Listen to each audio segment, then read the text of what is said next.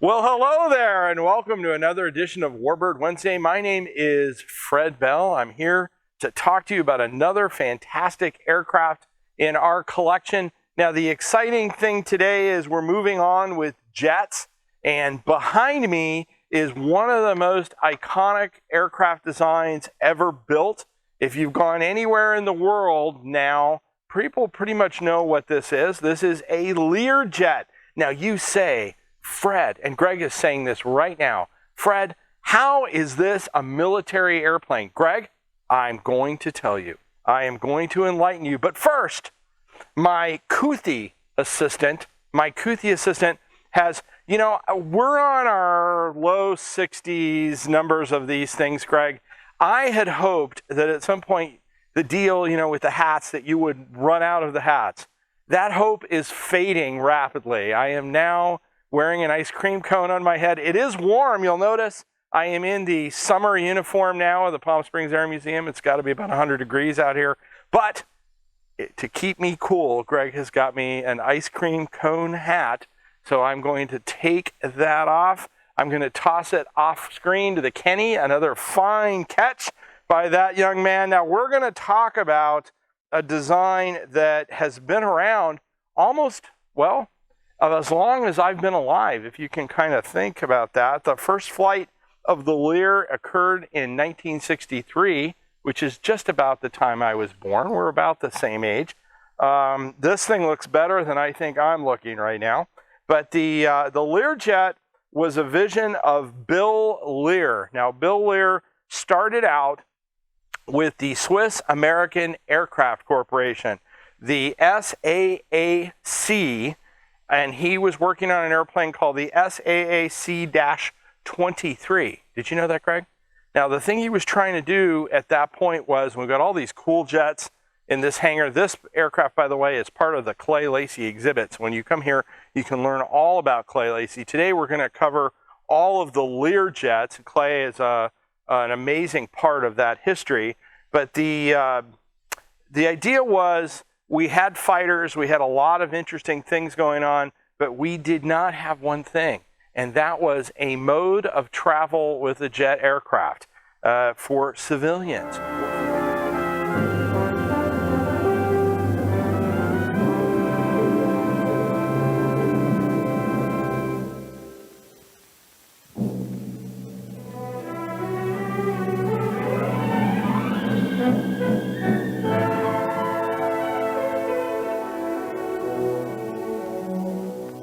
For over 10 years, Learjet has manufactured the world's most popular and successful business jet.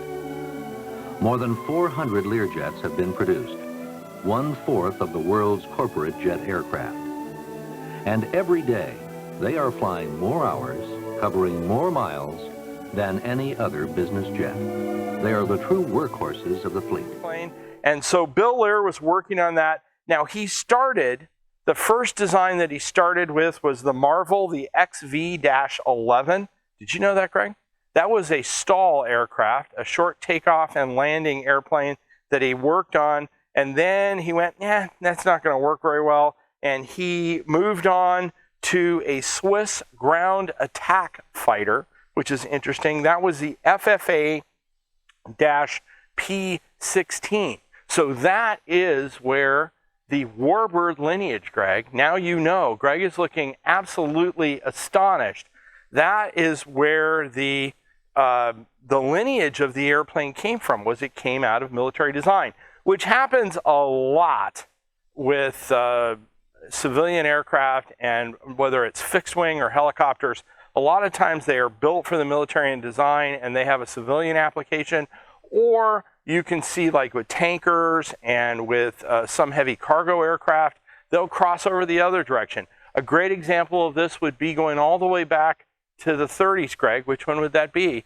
It would be the DC-3 and the C-47. Great example of crossover airplane.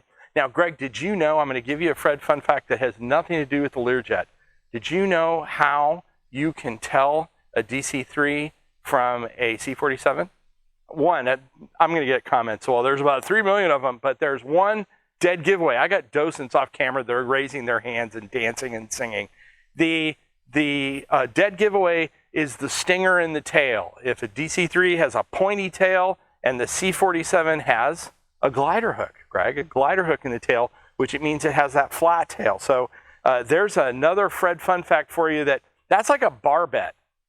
Maybe I could get like 10% of everybody who gets suckered into that bet. Do you think it might work, Greg? I don't know. Good funding source for the museum. So the Bill Lear went down the road of developing a passenger jet from these fighter designs. He was the first flight was in 1963, which is exciting, 1963, and the airplane went on. Now, there's a segment, and we've done a segment on this particular aircraft, 464 Charlie Lima, the Clay Lacy aircraft. This one has an amazing history. It's flown a lot of celebrities in its time, and here in Palm Springs, it spent a lot of time here in Palm Springs. Now, the other thing about this particular aircraft is that it still holds the world's record from flight time from Los Angeles to San Francisco. This is a world record holder, Greg. Can you believe that? And Greg can go on the walk around, and we have an engine and all that stuff he can show you.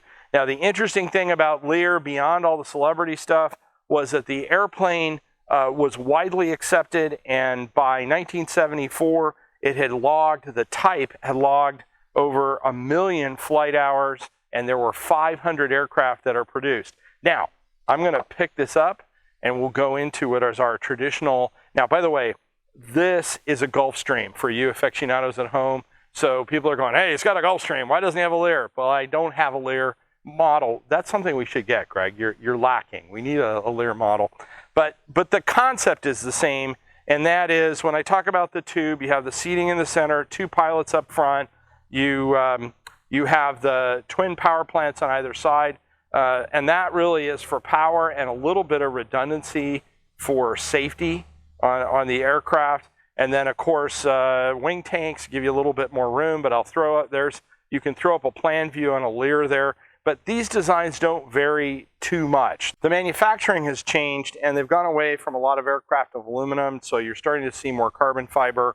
The power plants have changed, but the basic configuration of a lot of these business jets has not changed. Now, what Bill Lear started and was involved in has evolved into, I would say, a multi-billion-dollar business. There are a lot of folks, Gulfstream, Bombardier, and Bombardier, we'll talk about Bombardier in a second, about how that is important here in this conversation.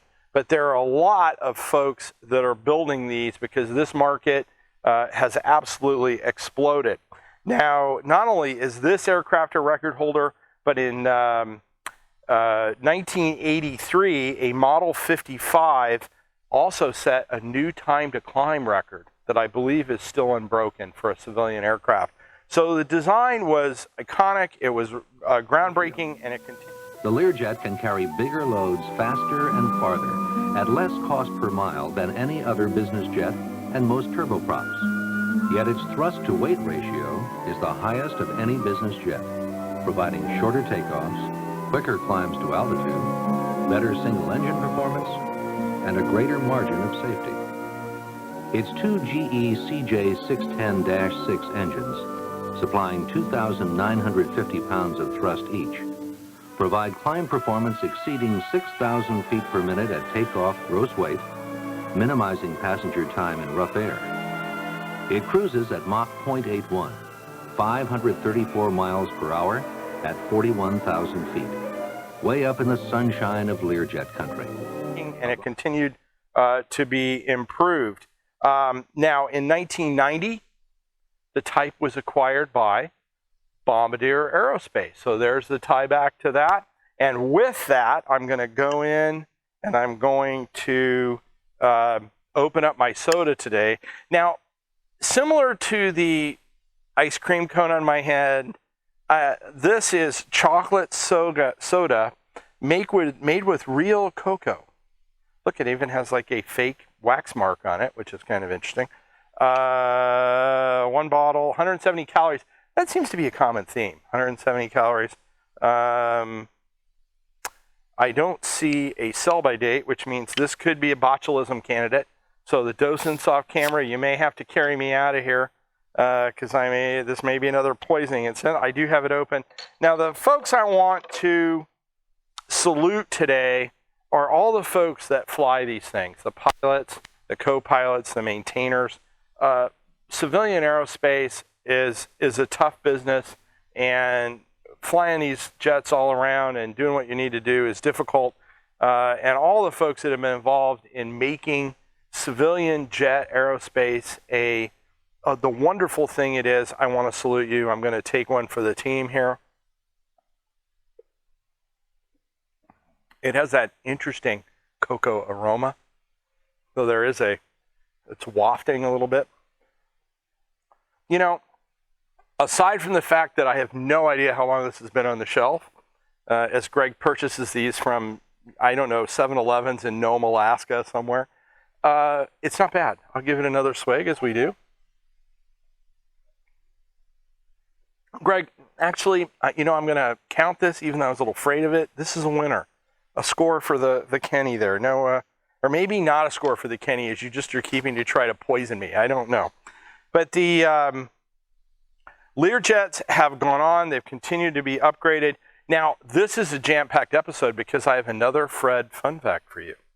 Can you believe it, Craig?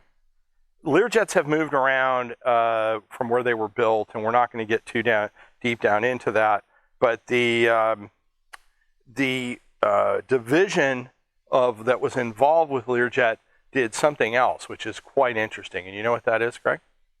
Built components for the space shuttle engines, I thought that was a very unique kind of fringe thing, but they actually built components for the space shuttle engines. So a sad thing happened in 2021, and that was that Bombardier announced the end of production on Learjets. They'd continue to service them, and there are various types. Again, we don't go into finite types of Learjets, but they announced that they would no longer build Learjets. Can you believe that? Craig, that's just amazing to me. But the Learjet appears, now that doesn't mean somebody could buy the type certificate, it could go on, somebody could build more of them some other way if Bombardier sold them or went into another line. But at this point, it looks like 2021 is the end of the Learjet as we know it. Now, another thing, this is the variation on this. The military version of the airplane was the C-21. There were other military variations of this. Also, Learjets, and this gets into the Warbird, why it is a Warbird. In other flag countries, this aircraft flew as an AWACS airplane, if you can believe that, Airborne Early Warning aircraft. And they served in a number of training roles in the military. So the aircraft, as I said, had that crossover into the military, and it continued to be modified to the point where it actually, an AWACS role is pretty important, if you think about that, Greg. Airborne Early Warning. So it continued to have an interesting role. Now, 3 Fred fun facts today, Greg. One more. And that is, what else did the Lear, was it involved in? It was in the need for speed, Greg. It was writing checks its airplane couldn't cash. Gosh, I'm going all over the place today. But Learjets and Clay Lacy were involved in the filming of the original Top Gun movie. In fact, Clay Lacy invented and was involved in making the camera system that actually was used in Top Gun. Up to that point, they hadn't done the really sophisticated aerial photography in that, and that was one of the first movies that did that. I don't know about you, but after Top Gun, Greg, I was checking my 6 when I left the theater. I'm like, I can't hold it, Goose. It's breaking up. It's breaking up, as I'm driving down the street.